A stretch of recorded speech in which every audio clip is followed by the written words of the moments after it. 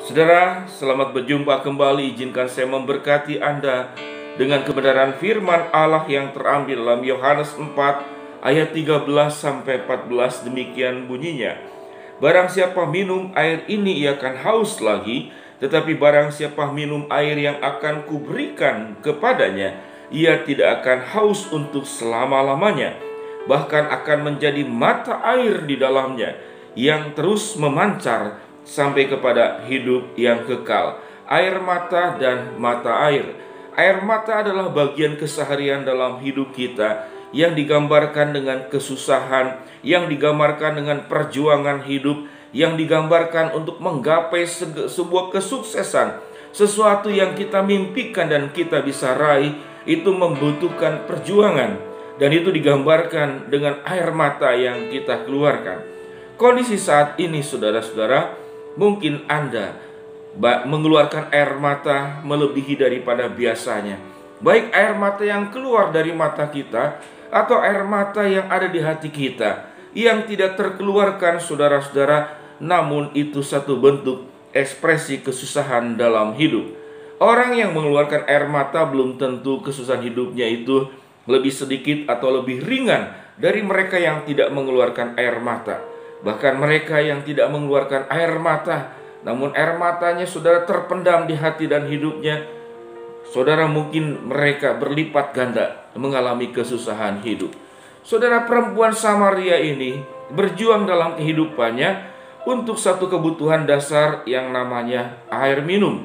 Pergi ke sumur Yakub jam 12 siang.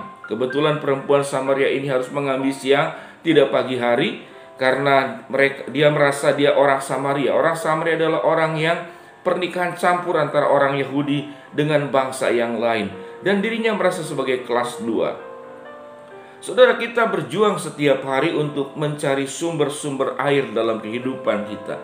Kita berjuang tiap hari untuk mencari sumber-sumber rejeki, sumber-sumber berkat untuk kelangsungan hidup kita. Dan inilah, saudara, hidup. Yang kehidupan kita, saudara, itu dekat dengan air mata, dekat dengan perjuangan, menginginkan, mencapai, menggapai apa yang kita butuhkan dan keluarga kita butuhkan. Dan saudara-saudara, sampai mati perjuangan ini tidak pernah terhenti. Namun saudara, mari kita maknai perjuangan dengan air mata di keseharian kita ini. Tidak boleh saudara berdiri sendiri. Ya, Anda dipanggil, saudara, menjadi berkat di dalam kondisi apapun juga. Seringkali kita berkata, saudara, kalau memberkati itu urusannya orang kaya, kalau memberkati itu urusannya orang sehat, kalau memberkati itu orang yang hidupnya tidak ada masalah. Tidak demikian, saudara-saudara. Di dalam perjuangan kita, saudara, mengeluarkan air mata untuk hidup kita, Anda bisa memberkati kepada orang lain, juga kepada dirimu sendiri.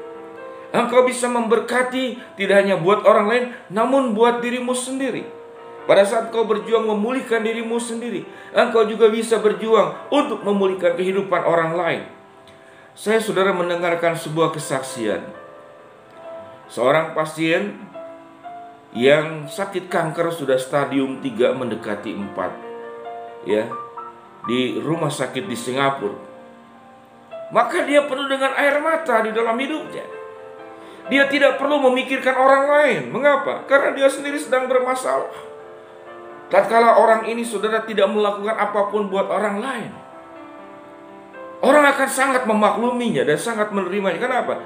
Karena dia sedang bergumul dengan sakit kankernya stadium 3 yang sedang mau menjadi stadium 4. Namun orang yang, saudara, kanker stadium 3 yang mau menjadi 4 ini, dia tidak berhenti pada air mata dirinya.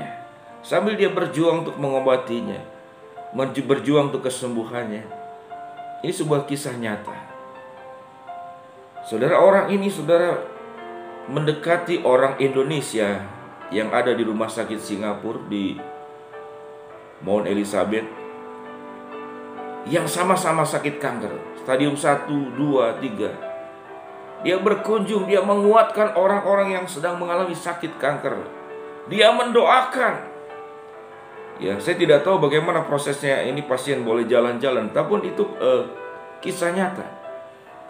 Dia mendoakan satu-satu tatkala dia sedang bergumul dengan air mata yang dialami oleh dirinya. Dia punya hak menangis setiap saat dengan sakit kanker stadium 3 mau 4. Di dalam situasi dia berlinang air mata untuk sakit yang dialaminya, dia bisa menjadi mata air yang menghibur orang-orang yang ada di rumah sakit tersebut. Menghibur orang-orang yang di dalam ketakutan, di dalam ambang batas maut. Sementara dia sendiri sedang ada di ambang batas maut. Sehingga saudara, kehidupan yang memberkati itu tidak harus menunggu kita kaya baru memberkati.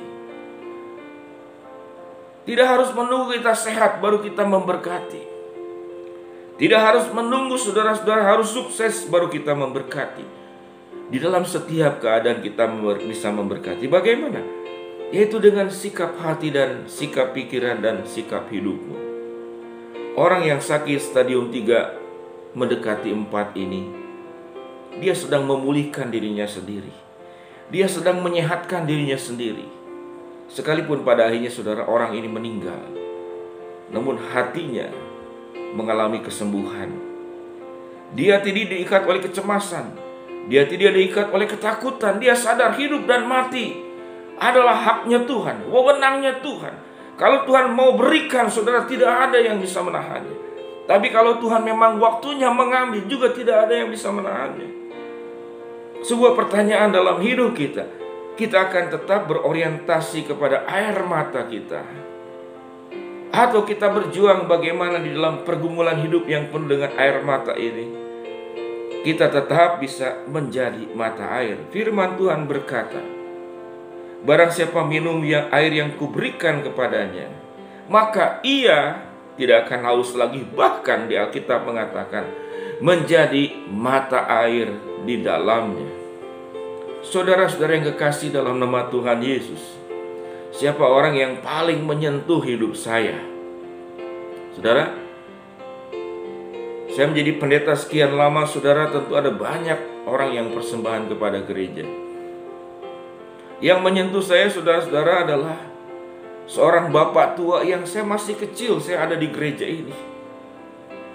Bapak kecil ini, saudara, berjualan kue. Dan tentu penghasilannya, saudara, penghasilan yang tidak besar, hanya cukup buat dirinya.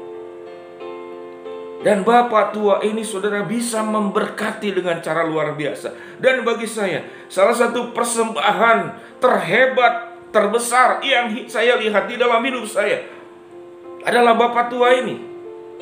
Secara jumlah nominal tidak besar, dia sisihkan uang dari penjualan kuenya yang sesungguhnya itu buat keluarganya pun juga tidak cukup.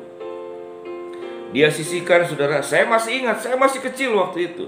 Dia beli, saudara, flak ban hitam seperti ini. Dia beli satu ini. Lalu apa yang dilakukannya? Saudara, Alkitab yang ada pada waktu itu banyak yang lepas-lepas karena dia keras atas ini, ya. Dia ambil Alkitab di gereja satu persatu, dia perbaiki. Ya, dia perbaiki satu-satu dengan bermodal ini, persembahan yang diberikan kepada gereja, kepada Tuhan, dari uang yang disisihkan dari hasil penjualan kuenya yang buat juga tidak cukup. Saudara, kehidupan kita memang bergumul dengan air mata. Namun kita tidak boleh berhenti hanya sebatas di air mata. Karena hidup ini, saudara, sampai kita mati tidak pernah lepas dari yang namanya masalah. Namun kita bisa memberkati dengan berpikir positif, ya, dengan hati yang penuh dengan mata air, yang bisa menyemangati tidak hanya dirimu sendiri tapi orang lain. Jadilah mata air yang bisa memberkati dirimu dan orang lain, sementara kita sendiri berjuang dengan air mata kehidupan ini. Mari kita berdoa. Bapa dalam surga, kami percaya Engkaulah sumber mata air yang memberikan kesegaran hidup kepada kami. Biarlah di dalam kami bergumul dengan air mata yang kami alami, kami pun bisa menjadi berkat, menjadi mata air yang memberkati sekitar kami, khususnya tentu kami sendiri yang terberkati. Berkati ya Tuhan semua anak Tuhan yang melihat tayangan ini. Dalam nama Tuhan Yesus kami berdoa. Amin. Tuhan berkati.